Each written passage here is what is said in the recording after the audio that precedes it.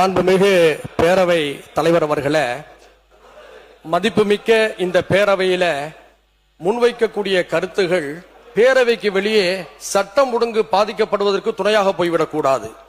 இங்கு இருக்கக்கூடிய மாண்புமிகு உறுப்பினர்கள் அனைவருமே சமூக நல்லிணக்கத்தின் மீது இயல்பாகவே நாம் அக்கறை வைத்திருப்பவர்கள், உருதாய் மக்களாக வாழ்ந்து கொண்டிருப்பவர்கள். அரசியலிலே ஆளுக்கு ஒரு கூட்டணியில இருக்கலாம், ஆளுக்கு ஒரு கட்சிகளிலே இருக்கலாம், அது அவரவர் தனிப்பட்ட விருப்பங்கள், நிலைப்பாடு.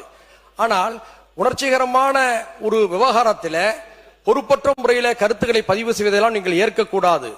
இதற்கு ஒரு சில விஷயங்களை நான் இங்கே விளக்கம் அளிக்க விரும்புகின்றேன். பாட்டாளி மக்கள் கட்சியுடைய உறுப்பினர் சகோதரர் கணேஷ் அவர்கள் இங்கே குறிப்பிட்டார். என்னை பேச விடுங்க, என்னை பேச விடுங்க, என்னை பேச விடுங்க. நான் உங்களுக்கு நன்மையா தான் நான் பேச போறேன். இங்க இருக்கக்கூடிய முன்வரிசை அமைச்சர்களாக இருந்தாலும் சரி, பின்னால் இருக்கக்கூடிய ஆளுங்கட்சி உறுப்பினர்களாக இருந்தாலும் சரி, பதற்றத்தை உருவாக்குவதிலே நீங்கள் யாரும் ஆர்வம் காட்ட மாட்டீர்கள் என்பது எனக்கு தெரியும். நான் சொல்ல விரும்புவது என்னவென்று சொன்னால், ஒரு அவையிலே ஒரு கருத்து வந்த பிறகு முழுமையாக பேசுவதற்கு வாய்ப்புகளை வழங்க வேண்டும். அது திராவிட முன்னேற்ற கழகமாக இருந்தாலும் சரி, அண்ணா திராவிட முன்னேற்ற கழகமாக இருந்தாலும் சரி, அதுக்கு முந்தைய காங்கிரஸ் ஆட்சியாக இருந்தாலும் சரி, தமிழ்நாட்டில் ஆட்சி செய்கின்ற போது மதக்கலவரங்களை அவர்கள் ஒடுக்கியிருக்கிறார்கள், கட்டுப்படுத்தியிருக்கிறார்கள், மதவாதத்தை தடுத்திருக்கிறார்கள். எல்லாவற்றையுமே நாம் பாராட்டுகின்றோம், மனதார ஏற்கின்றோம். ஏனென்று சொன்னால் சிறுபான்மை மக்கள் சவளை பிள்ளைகள். தங்களுக்கு யார் ஆதரவாக இருந்தாலும் அரவணைப்பாக இருந்தாலும் அவர்களை கொண்டாடுவார்கள்.